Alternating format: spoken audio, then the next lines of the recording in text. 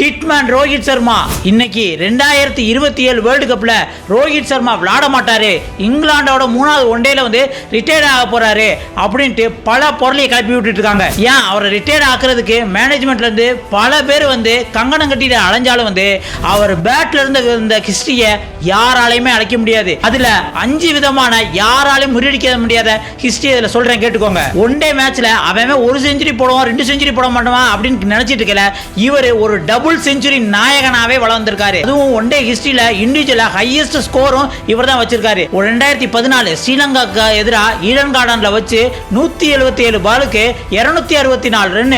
One day ஹிஸ்டரியில இதை வர அதை அடிக்கிறதுக்கு யாருமே இல்ல. அது மட்டும் இல்ல, நான் ஏற்கனவே சொன்ன மாதிரி ஒரு செஞ்சுரி 2 செஞ்சுரிக்கு அவன் கஷ்டப்பட்டு இருக்கல. 3 டபுள் செஞ்சுரி 209 264 208 நாட் அவுட் அப்படின்னு வச்சு கெத்தா மனுஷன் எழுதிட்டு இருக்காப்ல. அதுக்கப்புறம் சிக்ஸர் சக்கரவர்த்தினே சொல்லலாம். ஏன் அப்படின்னா ரோஹித் சர்மா கிரீஸ்குள்ள வந்துட்டாலே பவுண்டரி லைன்ல இருக்கவங்களுக்கு வேலையே இருக்காது. ஏன்னா இது பவுண்டரியை தாண்டி போகும், அந்த அளவுக்கு அடிப்பாரு. மோஸ்ட் இன்டர்நேஷனல் சிக்ஸ் ஆல் ஃபார்மட்லயும் டெஸ்ட் ஒன்டே T20 657 சிக்ஸ் அடிச்சிருக்காரு. அதுவும் ஐசிசி வேர்ல்டு கப்ல ஒரு வேர்ல்டு கப்புக்காக அதிக சிக்ஸர் அடிச்சது இவர் தான், 54 சிக்ஸ் அடிச்சிருக்காரு. அதுக்கப்புறம் வேர்ல்டு கப்னு வந்தா ஆட்ட நாயகன் நான் தான் அப்படிங்கிற மாதிரி 5 செஞ்சுரி அடிச்சிருக்காரு. எப்ப அப்படின்னா 2019 ஐசிசி வேர்ல்டு கப்ல மொத்தம் ஒரே வேர்ல்டு கப்ல 5 செஞ்சுரி அடிச்சு நான் தான் செஞ்சுரி கிங் அப்படின்னு அடிச்சிருக்காரு.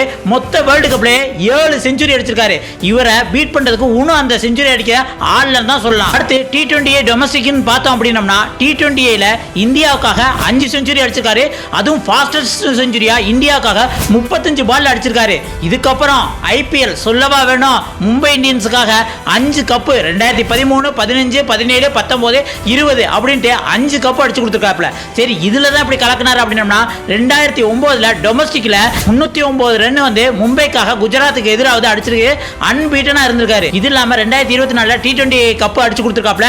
அடுத்து 2025 சாம்பியன்ஸ் ட்ரோஃபி அடிச்சு கொடுத்தாரு. இவ்வளவு ஹிஸ்டரியை வச்சு ஓப்பனிங் பேட்ஸ்மேன் இறங்கி இந்தியாவை பாதி நேரம் தூக்கி நிப்பாட்டி இருக்காரு அப்படின்னு தான் சொல்றான். இவரை போயாவது வேர்ல்டு கப்ல விளையாட வைக்கவா வேண்டாமான்னு யோசிச்சுட்டு இருக்கீங்க. நீங்க இதை பத்தி என்ன நினைக்கீங்க? 2027 ரோஹித் சர்மாவை விளையாட வைக்கலாமா, இல்ல ஏஜ் காரணமா அவருக்கு பதில் வேற யாரை விளையாட வைக்கலாம் அப்படின்னு உங்களுக்கு தோன்றதா? மறக்காம கமெண்ட்ஸ்ல சொல்லுங்க.